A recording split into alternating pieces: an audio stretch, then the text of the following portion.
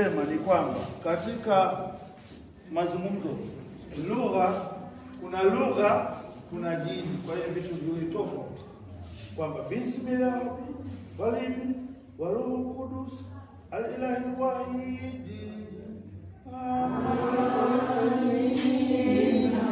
ni'matu rabbina wa mahabbatullahi wa sharafuhu qudus ma'akum jami'an wa maruika aidan. Kwa hiyo kumbe lugha unaitikia wa maruika aidan, Bwana awe nani na awe rohoni mwako.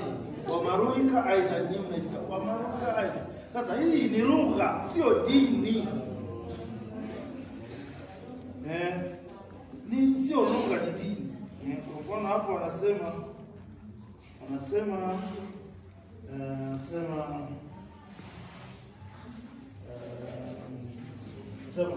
ayuhal ihwatu, ndugu zangu, linadkhul hatayana, tujute dhambi zetu, wa andam alaiha, ili sala zetu ziweze kupokelewa kwa Mungu, fanakuna ahla, salafu panaanza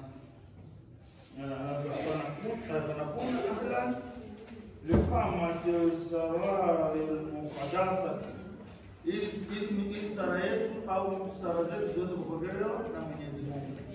Ana atarifu lillahi al-qadir, na mgamia Mungu Mwenyezi, ala kulli shay wa lakum ayuha al-ihwatu, nanyi ndugu zangu, li'anni hatiyatu kathira, kwa kuwa nimetenda dhambi sana, bil fikri, kwa mawazo, wal qawl, kwa maneno, wal fi'l, kwa nini? Kwa vitendo, wal himal, kwa nini? Kwa kutotimiza wajibu. Hatiyati